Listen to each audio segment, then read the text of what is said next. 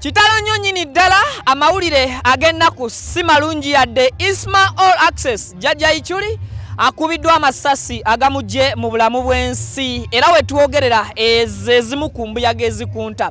Jjajja Ichuli oba Isma Olaxes akubiddwa amasasi agamujjiddewo mu bulamu bw'ensi eno mu kitundu ekimanyiddwa nga Kyanja. Gwe atamumanyi nawe amumanyi ntwala omukisa okutegeeza nti ono abadde asulaawo Kyanja nga wakavaako katini nnyo mu junction noyambuka wabadde apartment omwami Isma Olaxes jjajja Ichuli wabadde asula. So tekinnaba kubeera nga kitegerekeka oba akubiriddwa amasasi gamukubiddwa wano ku apartment ye kwennyini, but tutegeezeddwako nti akubiddwa amasasi Kyanja. Oyinza okwebuuza nze akubikira essaawa zino nga wendi waleekaana amawulire ngafunidde mu kivulu ekyasuuna Beni n'embazira tone wano eno we tusobodde okubeera nga ate tufunira information eno ne batukakasa nti Isma Olaxes jjajja Ichuli avudde mu bulamu bw'ensi eno. Okusinziira ku mutimbagano gwa Facebook essaawa zino agulagira ddala nti ye mugenzera ebifaananyi byenfuna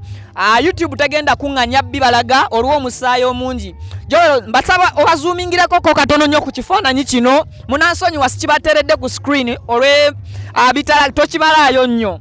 Ono mu kifaananyi ye Isma Olaxes jjajja Ichuli bwe mubazoomingira kibalagira ddala ku position gye ndiko.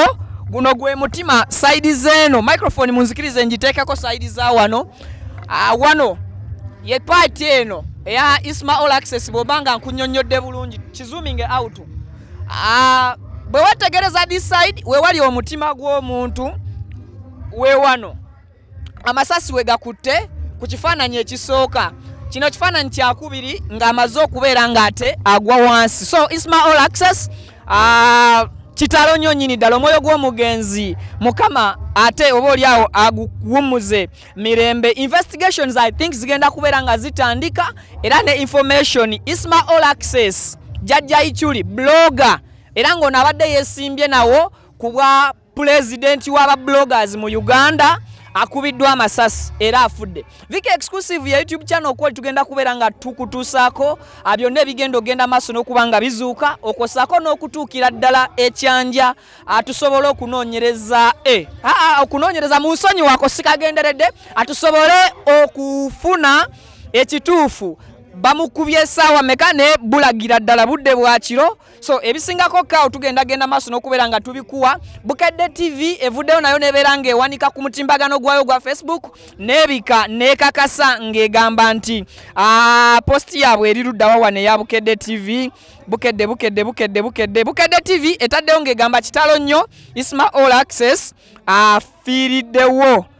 Ne page ya Isma Olaxes nayo yine ekakasa. We are suddenly to inform you that jjajja Ichuli he is being shot. More info to come admin.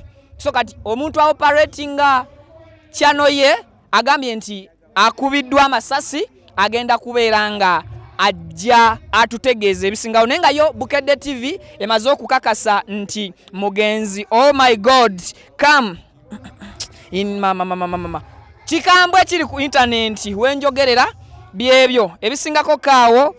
Eddie Kenzo naye avuddeyo nabeera nga awanika omuyimbi agambye kitalo nnyo ekya jjajja Ichuli bambi Mungu amusaasire ebyamusobako. Abantu bangi ab'amaanyi ndabyeko liri pazo agambye naye kitalo nnyo nnyini ddala. Ndabyeko abantu bangi exclusive biz naye n'agamba renowned social media blogger Isma Olaxes shot dead by unknown assassinates. Kitalo nnyo nnyini ddala baganda bange. Ono blogger yabadde akeera buli kumakya nga yakola ne program emanyiddwa nga Zuukuka ne Ichuli. Buli kumakya n'olwe Sunday abantu abasinga nga bawummudde Ichuli abadde akeera n'akola live. So I think Joel ndooza ekibaddewo wane wambazira tone ne Suna Beni ebisigadde katulekewo ko omu ku munnamawulire cause tuli basatu then ndooza tudduke Ekyanja tusobole okulaba embeera ate oba oliawo egenda maaso tujje tugitegeeza abantu naye nga mu Uganda tewali ali safe. Isma asembye okukola emboozi ebadde ey'amaanyi abadde ayogera ku kufa kwa minisita ow'abakozi era Isma wafiiridde nga y'omu ku ba bloggers abalina videos ennyingi ezisinga okwogera ku incident eyo eyagudde ku minisita eyakubiddwa omujaasi we oba omukuumi we muyite bodyguard we. So wenjogerera nga ze zimu ku mbuyaga zenkozesa okussa mu Luganda ze mbuyaga ezikunta. Buli omu waali weesabire ate oba oli awo bwe tulinda n'ekituufu ekigenda okubeera ng'ate kiva ku sayidi za abagenda okutandika okunoonyereza. Investigations zo za kutandika. Bampita Viki sinzidde ku mukutu Viki exclusive nkoze ne Joel mabega wa kamera. Munatusonyiwa sound bwa batabadde mulungi mbategeezeza ne mbetondera nti mawulire ngafunidde ku kivulu nga nina okujjanga kuwe kubanga tegalinda. May his soul rest in eternal peace.